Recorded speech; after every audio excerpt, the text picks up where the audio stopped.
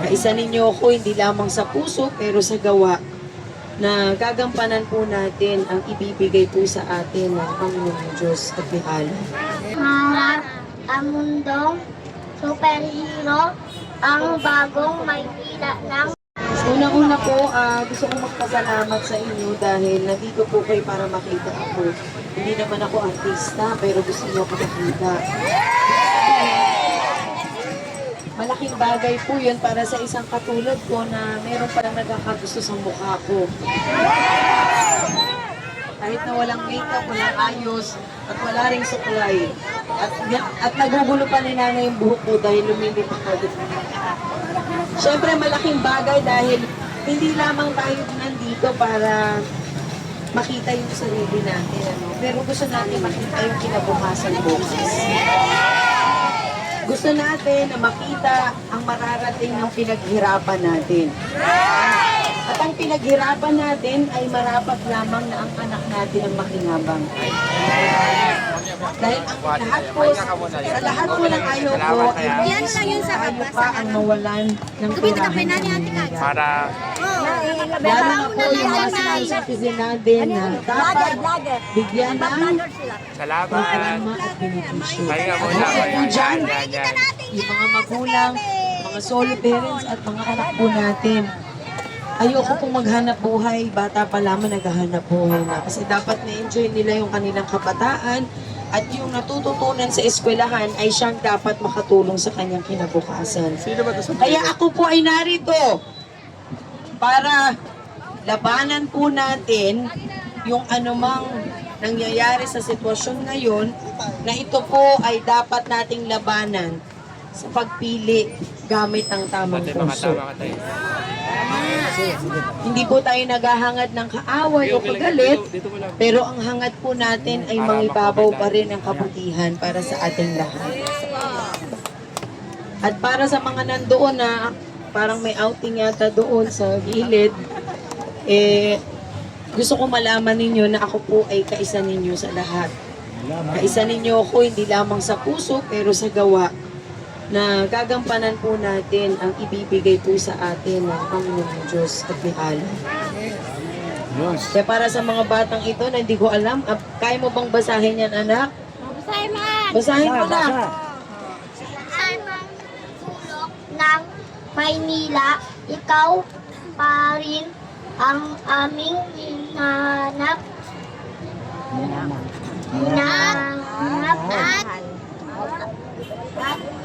minamahal, pangharap ang mundong superhero, ang bagong Maynila ng Maynila. Ang superhero ng bagong Maynila! Palakpakan po natin, di ba? Nabansagan daw akong superhero, Baka mamaya nandun ako sa puno. Yung pala, manananggal pala. Hindi pala superhero, manananggal pala kasi gutom kayo, gutom din ako. Maaga kayo nagising, maaga rin ako nagising. Pero ano po ang dulo nito ng ating ginagawa? Dapat yung may mapupuntahang mabuti para sa ating lahat. At ang hiling ko lamang po sa inyo, na kahit ano po ang presyo ng ating mga daliri sa susunod na mga buwan, pero ang puso po ay iwanan ninyo sa inyong puso dahil siya po ang pipili ng tama para sa ating lahat. Yan na nga po ang sabi ko, huwag po kayong maguluhan sa ating kulay dahil ang kulay po natin ay pula tulad ng ating puso. Baka naman iba-iba ang kulay ninyo, pag-isip ninyo, parang rainbow colors na kayo. Ano po? Sa miniti, sana yan. Opo. Aba, syempre, baka maguluhan din. Nag-iisa sa akin, Mamara! Saan yun nagagaling? Sino yun? Sino yun? Ako yan, ma'am! Dito ako! Nag-iisa ka lang, ma'am! Nag-iisa ka lang kayo sa akin! Natakot ako. Kala ko. Meron na akong boses na hindi ko Grupo ng vendors to, ma'am! Wow! Para sa mga vendors natin. Siyempre, ano ba dapat ang mga programa natin? Direkta! Benepisyo para sa mamamayan ng Manileño! Na kung saan, isusulong po natin ang 2,000 kada buwan ng mga senior citizens! kanilang lupain at mapunta ito sa masang Manileño. At higit sa lahat sa pag-aaral ng ating mga kabataan na mabigyan kayo ng allowance at libreng wifi. At para sa mga solo parent at head of the family na matutukan na mabigyan ng trabaho.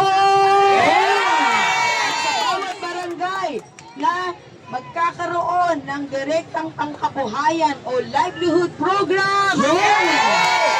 Ibig sabihin ng direkta, sa inyo po mapupunta ka agad. Ano po? Siyempre ang mga barangay ang magiging katuwang lamang natin.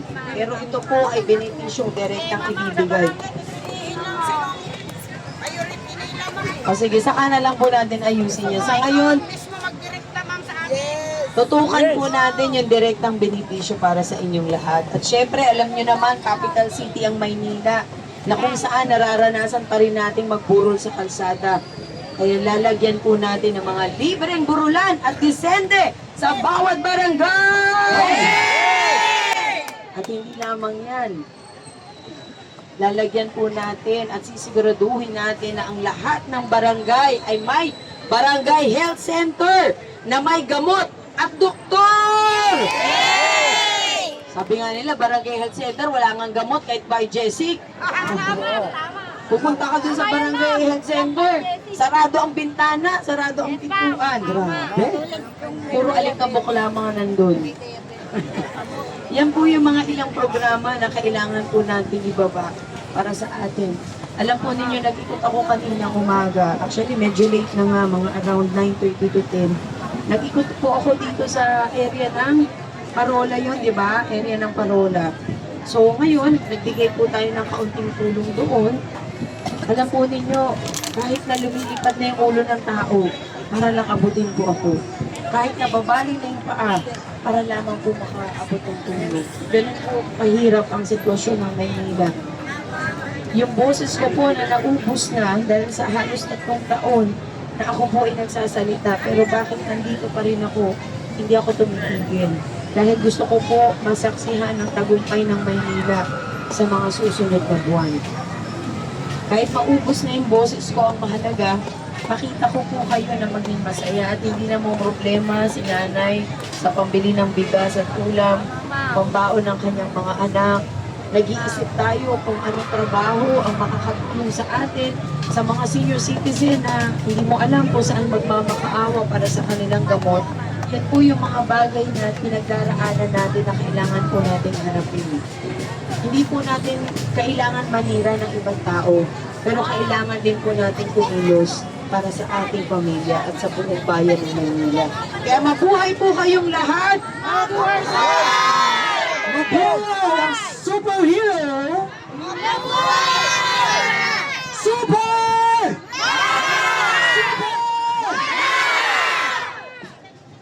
Grabe, wala akong boses, hindi ko kayang gawin yun. Saan? Ang liit na tao? Kasi very active po siya. Kamusta na po kayo dyan? Tahimik po kayo dyan, parang namamasyal na kayo sa Luneta. Wow, yung mga kababayan natin dun sa likuran. Sabi, ano ba nangyayari doon? Bayaan mo sila, siksikan sila doon, mainit doon, wala namang pagkain. Pero hindi, parating na po yung pagkain natin, tumabilang kasi nahirapan yung kanina. So, bilang muna po tayo, ako po ay papasok sa loob bago mag-2 o'clock para mag-file po, ng pakikipaglaban natin. Hindi po ako nakatulog kasi iniisip ko kung ano po ba yung nararamdaman ng sambayan ng Maynila itong darating po na pakikipaglaban natin para sa ating kapakanan. So sana po yung damdamin po ay malipat po sa inyo na huwag po kayo mag-alala. Ako naman po ay nandito. Nakita niyo wala naman akong kaarte-arte na kahit di ako nagsuklay, maharap ako sa inyo kasi dapat harapin natin ang katotohanan. Kung nabigyan na tayo ng pagkakataon, bigyan naman natin sa iba. Kasi sa lahat naman ng oras, ano po yun?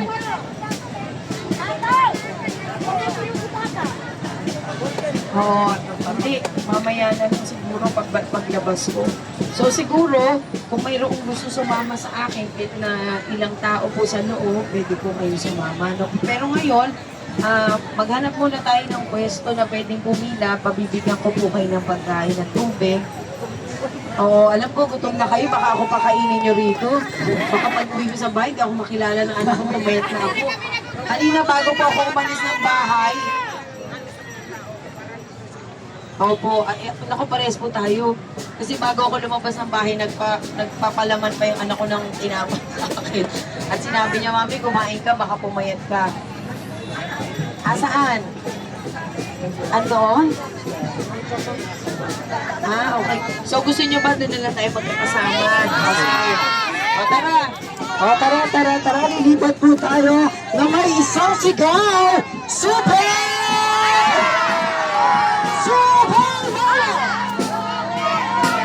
Super Mara! Ayan.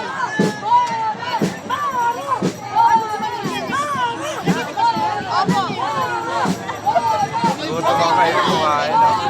Asan si Jose? Pag umek tayo doon.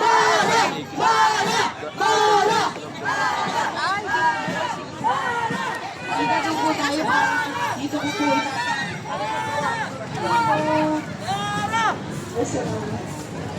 Sabi.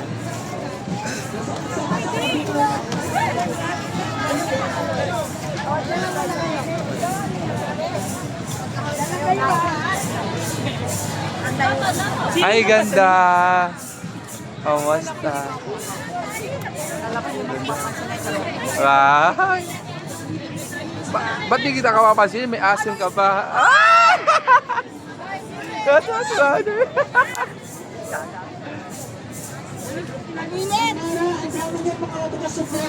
Dahil pala tao dito, akala ko yun. Mara!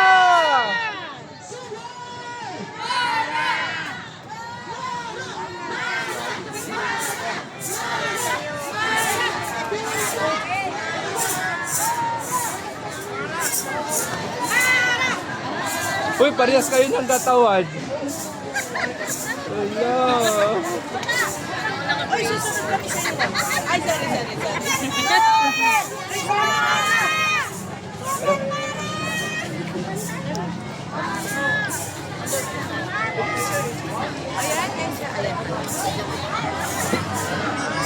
Para tumundog langon.